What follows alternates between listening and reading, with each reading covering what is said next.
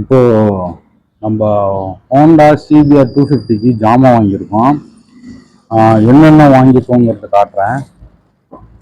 இது நம்மளுக்கு பார்சல் வந்தது மும்பையிலேருந்து வந்திருக்குது. மும்பையிலேருந்து தான் நம்ம ரெகுலராக ஜாமான் வாங்குவோம். இது வந்துட்டு பெட்ரோல் ஃபில்ட்ரு, டேங்கு கடியில் வரும் பெட்ரோல் ஃபில்ட்ரு. 131 ரூபா இது பெட்ரோல் ஃபில்ட்ரு. அப்புறமேட்டி லெஃப்ட் சைடு சுவிட்ச் மவுண்டு. சுவிட்ச் மவுண்ட் உண்மையாகவே குவாலிட்டி நல்லா இருக்குது. பின்னு எல்லாமே எல்லாமே சேருது, கரெக்டாக இருக்குது. சுவிட்சோட டிசைனும் நல்லா இருக்கு. தெரியுதா உங்களுக்கு?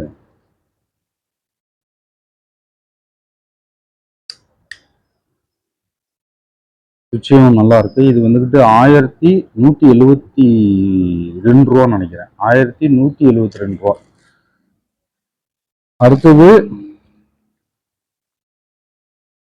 இது இந்த சுவிட்சிலேயே வரும், இந்த மவுண்ட்லேயே இந்த கார்னரில் ஃபிட் பண்ணுறது. அடுத்தது டைமிங் டென்ஷனர். இந்த டைமிங் டென்ஷனரை தான் நம்ம சொல்லணும்.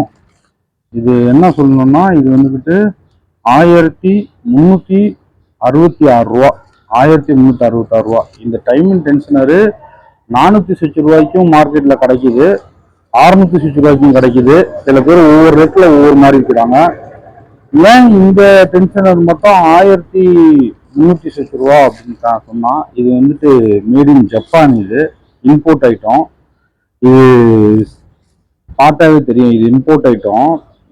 நார்மலாக இருக்கிற டென்ஷனருக்கும் இதுக்கும் வித்தியாசம் குவாலிட்டிலேயே தெரியும். ரெண்டாவது, இதில் நம்மளுக்கு இந்தியாவுக்கு ஒரு ஃபோன் நம்பர் வரும், அந்த நம்பர் இதில் இருக்காது. அது வந்து JYJவோ ஏதோ ஒன்று சீரியல் போட்டிருக்கோம், அது இல்லை.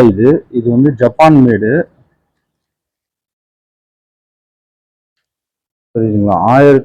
1366 ரூபா. இது குவாலிட்டி தெரியுதா? இது போடுங்க, இது லைஃப் வரும்னு சொன்னாங்க.